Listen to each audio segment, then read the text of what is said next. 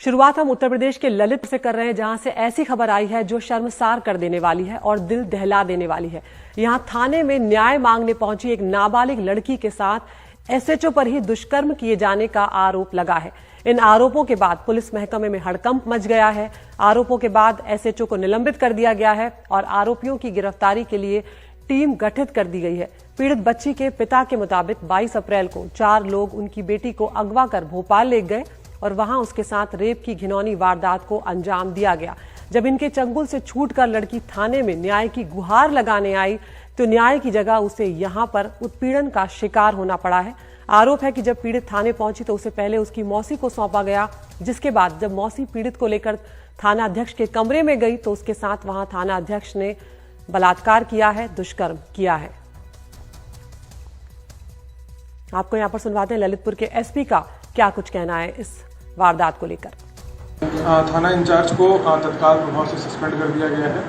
एक NGO child line द्वारा जो है बच्ची को यहाँ लाया गया था। बच्ची ने उनको पूछताछ की थी तो बच्ची ने अपनी सारी इस तरह की बातें बताई थी कि इस तरह की घटना घटी थी। चाइल्ड लाइन के जो एनजीओ के लोग थे वही उस बच्ची को यहाँ लाए थे। उन्होंने पूरी बात जो है उनको बताई और हमारे संज्ञान बताने के बाद इस पर तत्काल कार्रवाई की गई थी। तो यहाँ पर आप अंदाजा लगा सकते हैं कि क्या कुछ बीती होगी उस बच्ची के ऊपर जो न्याय मांगने गई थी। हमारी उम्मीद यही होते हैं कि जब हम पुलिस के पास पहुंचेंगे तो वो कम से कम मामले दर्ज करेंगे और उसके बाद आगे की कार्रवाई की जाएगी। लेकिन जब यहाँ पर पुलिस ही इस तरह के दुष्कर्म करेंगे तो आखिर न्याय की उम्मीद किससे लगाई जाएगी। ये बेहद एक परेशान करने वाली खबर है। और अभी भी जिस तरह से ये जो जानकारी दे रहे थे, अभी हमने जो बयान सुना एसपी को ललितपुर के, उन्होंने यही कहा है कि उनके खिलाफ मामला दर्ज कर लिया गया, लेकिन अभी तक गिरफ्तारी जो है एसएचओ की थाने अध्यक्ष की वो नहीं हुई है। और अब देखना है कि किस तरह की कार्रवाई जो है वो यूपी सरकार की तरफ से की जाती है, क्योंकि इस तरह के मामलों में सख्त संदेश देना बेहद जरूरी है। और खासकर जब पुलिस वाले इस तरह के मामलों में शामिल होते हैं, इन्वॉल्व होते हैं, तो ये बेहद परेशान करने वाला है, क्योंकि ऐसे में फिर न्याय की उम्मीद लगाकर जो लोग थाने पहुंच रहे हैं उनके पास कोई और रास्ता नहीं बचेगा। तो यहाँ पर आपको एक बार फिर से जानकारी दे देते हैं कि ये यूपी के ललितपुर की घटना है जिसने सबको शर्मसार कर दिया है। यहाँ पर थाने में न्याय मांगने पहुंची एक नाबालिग लड़की के साथ थाने अध्यक्ष पर ही दुष्कर्म किए जाने का आरोप लगा है। और हम सीधा रुख कर रहे हैं हमारे सहयोगी सौरभ शुक्ला का, जो फोन लाइन पर हमारे साथ जुड़ गए हैं। सौरभ, इससे ज्यादा शर्मसार करने वाली बात और कोई नहीं हो सकती कि जहां पर वो शिकायत दर्ज कराने पहुंची थी कि उसके साथ रेप हुआ है, वहां पर थाना अध्यक्ष पर ही इस तरह के आरोप लग रहे हैं और एसपी ये कह रहे हैं कि उनके खिलाफ एफआईआर दर्ज कर ली गई है, लेकिन अभी तक एसएचओ गिरफ्तार नहीं हुए हैं। बिल्कुल आदित्य, एसएचओ गिरफ्तार नहीं हुआ है अभी तक। उसको निलंबित कर दिया गया है और मुकदमा भी दर्ज किया गया है। संगीन धाराओं में रेप, किडनैपिंग और दूसरी धाराएं भी लगाई गई हैं एसएचओ की। देखिए, जो पूरी घटना है इसकी शुरुआत है वो 22 अप्रैल से होती है।